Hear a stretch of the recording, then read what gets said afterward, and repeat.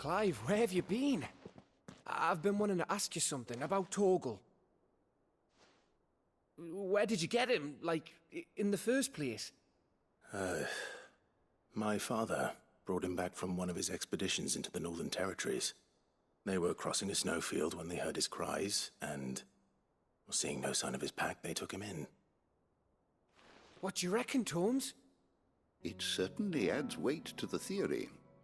Clive, I believe that Torgal may be no mere hound, but a rare frostwolf, an animal native to the far northern reaches of Valisthea. In one of our oldest bestiaries, I found reference to a frostwolf who served as guardian to an ancient queen of the north. Such was his mastery over ether, he could cast magics on command. His name was Fenrir. Fenrir the Frostwolf.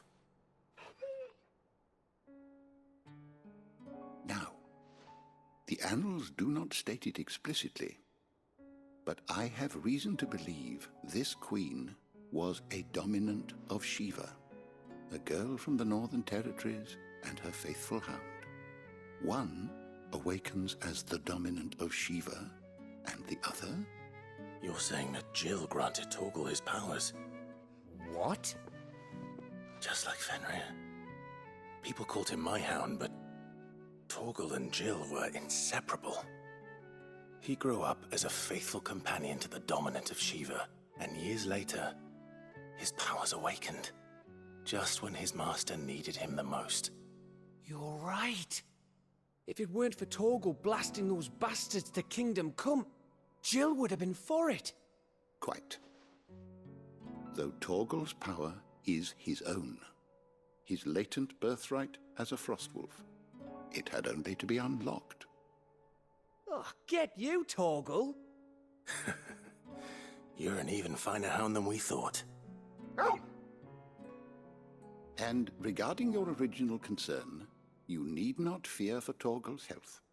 Why, the beast has the appetite of a behemoth. Just this very morn, I found him with his nose buried in my nuts. There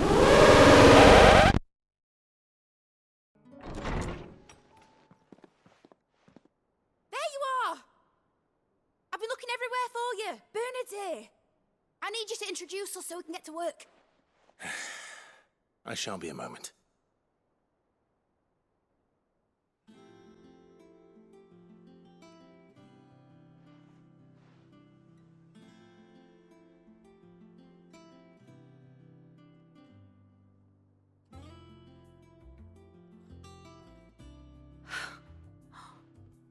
Isn't it brilliant? It is. Well, I couldn't have done it without you. You and everyone else. But I promise I'll pay you back. I'm gonna work my fingers to the bone for you lot, starting right now. Just you wait. I'll make wonders like this world's never seen. Then I look forward to seeing them.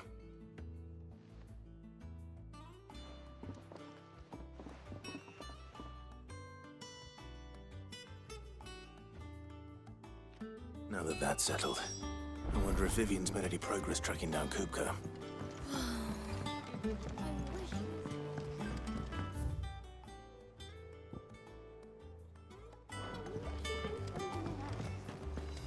I think I'll wait till mid's away to take a tour of her dungeon.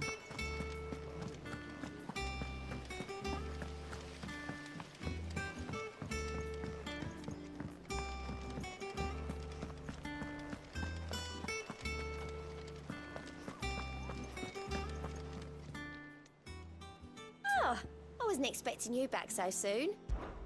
Here's everything we've received and everything promised. Best of luck out there, Sid.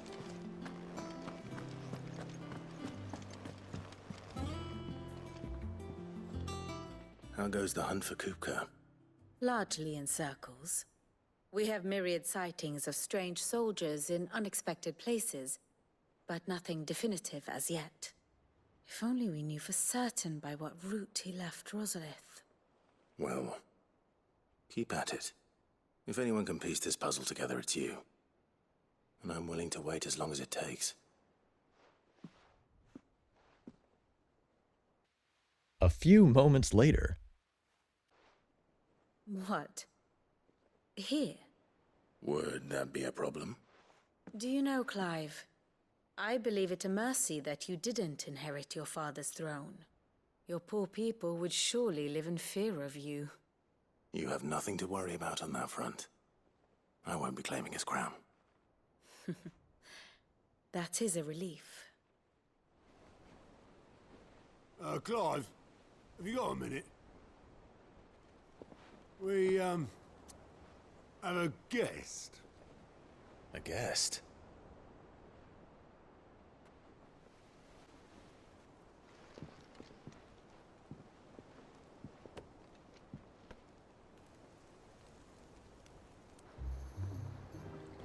For your trouble. It was a pleasure, in hindsight. Uncle Byron? Clive, my boy! Tap a cask and stoke the ovens, for your favourite uncle is here!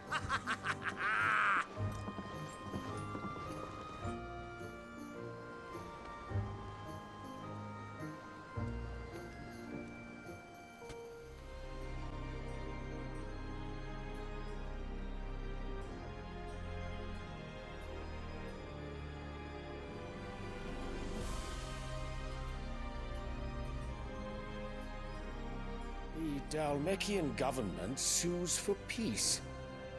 How shall we respond? If they're willing to accept their fault in the matter, I see no reason to refuse them. Still, we must insist on substantial reparations. The Twinside stores are not as bottomless as reported. Aye, and we have many more mouths to feed. We shall just have to have the Dalmecs empty their treasuries for us.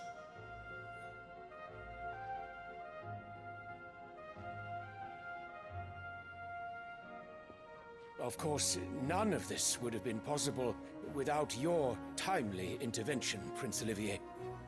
Indeed, I doubt any of us would have had the courage to trade words with the mighty Titan, nor less the wit to win him over. The Empire owes you a great debt.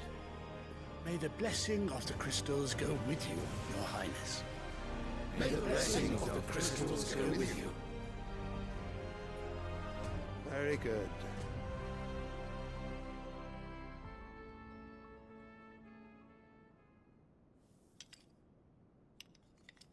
Now, let us come to the question of precisely when the Dalmecs will withdraw their troops. Dion's fire could rid us of them in mere moments. The men of the Fist will not withdraw until a peace treaty is concluded. So let us keep the negotiations open, give them time to gather what gold and trinkets they can, and once they deliver that which we demand, what worth is a piece of parchment?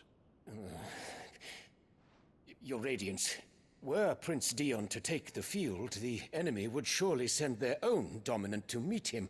And while His Highness would of course prevail, there would be heavy losses on both. You need not fear Hugo Kupka.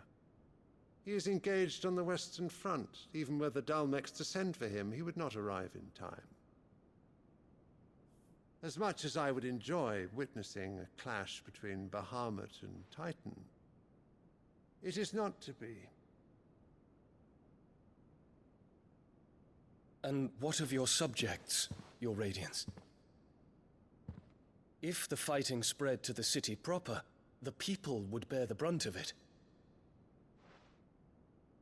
There will be losses, it is true.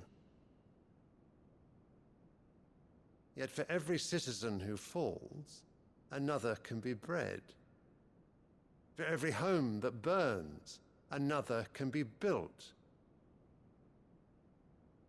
The Empire will live on.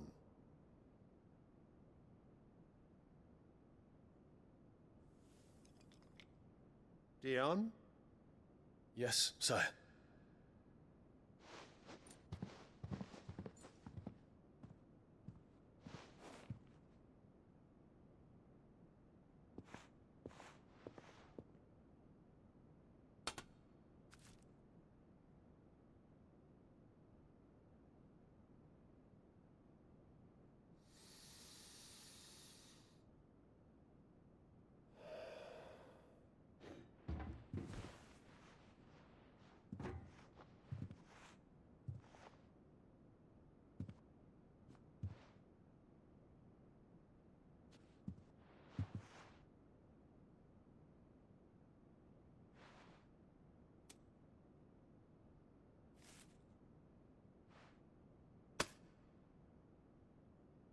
Prepare for battle. But sire... Do not make me repeat myself. Return to your camp and await my orders.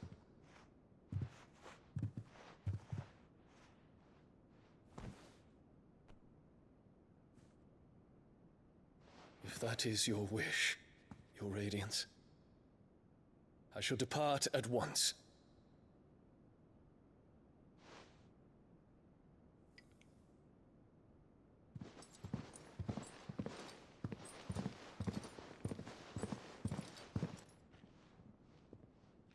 May Gregor forgive you.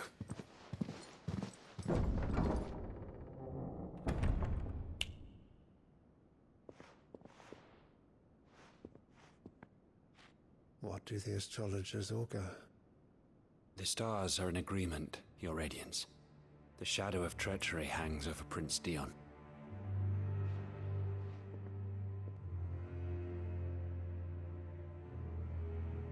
So Annabella's tales were true. You disappoint me, Dion.